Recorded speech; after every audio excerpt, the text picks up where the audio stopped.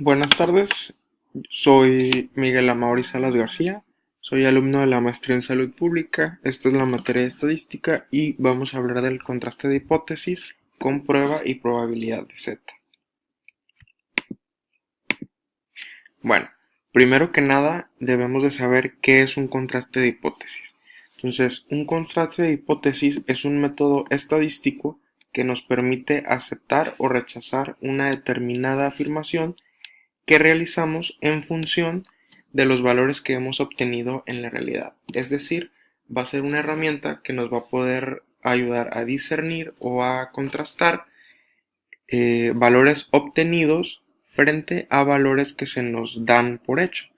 Por ejemplo, si el Estado nos dice que el salario promedio es una cantidad y nosotros a través de encuestas o a través de cualquier otro método obtenemos una cantidad diferente, pues utilizaríamos entonces una prueba de Z para aceptar o rechazar el valor que se nos está dando como fijo o como estándar. Entonces es importante destacar que para utilizar una prueba de Z, los valores obtenidos deben de seguir una distribución normal, es decir, similar a la que se observa en la parte inferior. En este caso, que deben de seguir los valores que se observan en una campana de Gauss. ¿Qué quiere decir esto? Que los valores tengan la mayor probabilidad de ser observados en la parte media o central de nuestra gráfica o de nuestra curva. Entonces, si nosotros observamos esta curva o esta distribución normal, pues podemos transformar estos valores o podemos estandarizarlos. Es decir, podemos decir que la media corresponde a cero y que podemos dividir también nuestra curva en dos mitades. La mitad positiva, que sería la parte de la derecha, y la mitad izquierda, que sería la parte negativa. Entonces podemos decir que tenemos desviación estándar más 1, desviación estándar más 2 para hablar de valores de la derecha y desviación estándar menos 1 y desviación estándar menos 2 para hablar de valores negativos. Entonces podemos hablar también de contraste de hipótesis a una y a dos colas. ¿Qué significa que sea a una o a dos colas? Pues esto se da en base a lo que nosotros queremos contrastar. Por ejemplo, depende de la diferencia que nosotros buscar o que nosotros pretendemos encontrar. Por ejemplo, ya vimos que la parte derecha de la curva o la campana de Gauss nos está hablando de valores positivos y la parte izquierda de valores negativos. Entonces, por ejemplo, si nosotros queremos comparar la eficacia de dos fármacos, el fármaco A y el fármaco B, nosotros tenemos que, por ejemplo, si fuera una cola a la derecha, pues hablaríamos de que el fármaco A es mejor o es superior al fármaco B. Si nosotros hablamos de una cola a la izquierda, pues entonces estamos diciendo que el fármaco A es inferior al fármaco B. Y si nosotros hablamos de dos colas, estamos diciendo que el fármaco A y el fármaco B son diferentes. Sin embargo, no inferimos que alguno sea superior o mejor que el otro. Entonces, a eso nos referimos cuando hablamos de una o dos colas y cuando nos referimos a cola a la derecha o cola a la izquierda. Entonces, ¿para qué nos sirve una prueba y una distribución de Z? Principalmente nos va a servir para cuatro situaciones.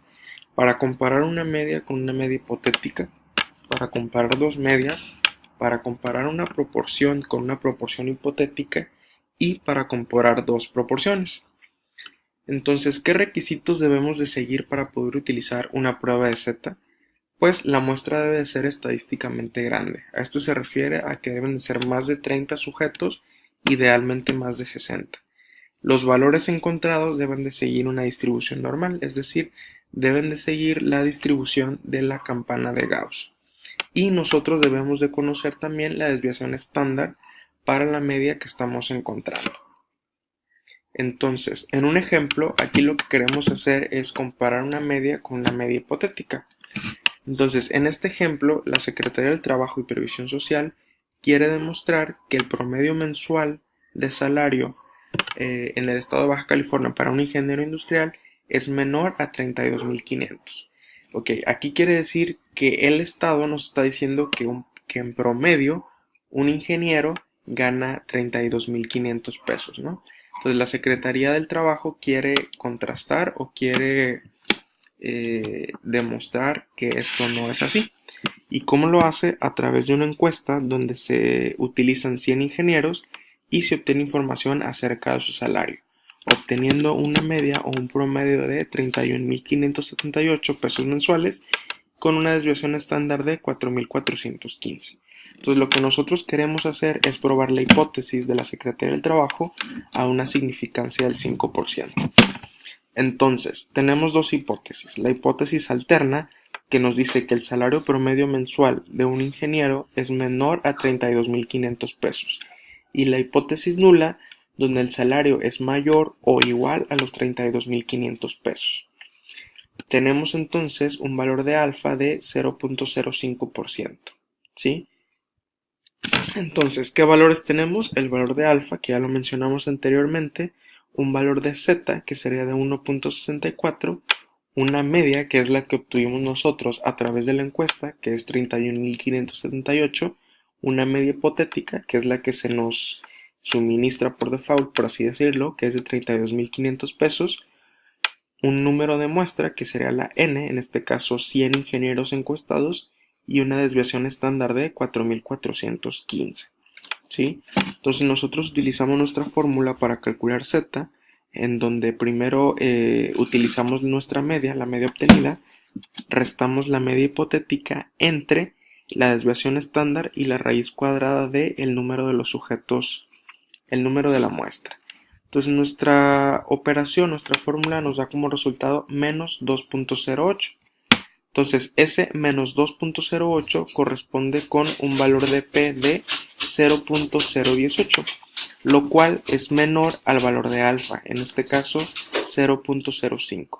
Entonces nosotros a través de esto podemos aceptar la hipótesis alterna, es decir, el salario de los ingenieros efectivamente es menor a lo que nos decía el Estado, que eran 32.500 pesos. Entonces aquí estamos contrastando dos hipótesis. La hipótesis en que el salario efectivamente correspondía a lo que nos decía el Estado y la hipótesis alterna donde no correspondía y efectivamente el salario mensual era inferior.